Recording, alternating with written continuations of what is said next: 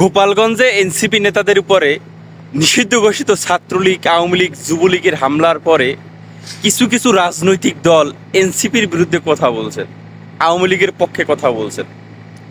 শোনেন, এনসিপির বিরুদ্ধে আজকে কথা বলতেছেন, কালকে আপনি কোনো সভা বা সমাবেশ বা কোনো প্রোগ্রামে গোপালগঞ্জে যাবেন, তখন আপনার উপরেও এমন একটা হামলা আওয়ামী লীগ, ছাত্রলীগ, যুবলীগ করতে পারে বা করবে, এটাই স্বাভাবিক। আজকে আপনি এনসিপির বিরুদ্ধে কথা বলতেছেন রাজনৈতিক কারণে, আওয়ামী লীগকে সাপোর্ট করতেছেন যাতে এনসিপি একটু হেয় প্রতিপূর্ণ হয় বা এনসিপিকে একটু ছোট করা যায়। এই ছোট করার জন্য আওয়ামী লীগের পক্ষে আর এনসিপির বিপক্ষে কথা বলতেছেন। একটাবার চিন্তা করেন, বাংলাদেশে আজকে আওয়ামী লীগ ক্ষমতায় নেই 11 মাসেরও বেশি, কিন্তু গোপালগঞ্জে সন্ত্রাস, গোপালগঞ্জ হলো আওয়ামী লীগের দুর্গ, যেখানে আওয়ামী লীগের অনেক সন্ত্রাসীদেরকে এখন পর্যন্ত গ্রেপ্তার করতে ব্যর্থ হয়েছে পুলিশ, সেনাবাহিনী বা এই দেশের আইন শৃঙ্খলা বাহিনী। আপনারা সেইটার বিরুদ্ধে কথা বলেন নাই যে এখন পর্যন্ত সেই নিষিদ্ধ ঘোষিত আওয়ামী লীগ থেকে শুরু করে আওয়ামী লীগের সন্ত্রাসীরা এখনও কেন গ্রেপ্তার হইল না? আপনারা তো সেই প্রশ্নটা করলেন না।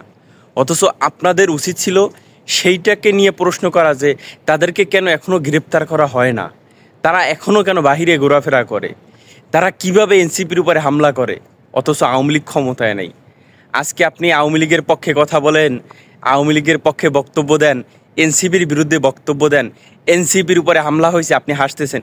কালকে আপনার রাজনৈতিক দলের উপরে যদি হামলা করে আওয়ামী লীগ, কালকে আপনার উপরে যদি আওয়ামী লীগ হামলা করে, তখন কি হবে? তখন সেইটার পক্ষে কয়জন কথা বলবে একটু হিসাব করে দেখছেন? আমরা এটা কখনোই হিসাব করি না, আমরা এইগুলো নিয়ে কখনো চিন্তা করি না। আমরা যেটা করি, যে কোনো একটা রাজনৈতিক দলকে হেয় প্রতিপূর্ণ করার জন্য অন্যায়ের পক্ষে যাই এবং সেই রাজনৈতিক দলের বিরুদ্ধে কথা বলি। এইটা হলো আমাদের স্বভাব। এই স্বভাব পরিবর্তন করেন, আমিও পরিবর্তন করি, দেখবেন বাংলাদেশটা সুন্দর হবে। দিন শেষে এই দেশের শত্রু আওয়ামী লীগ, এই দেশের শত্রু এই সন্ত্রাসী বাহিনী। মুজিববাদের কবর রচিত হবে তো হবেই।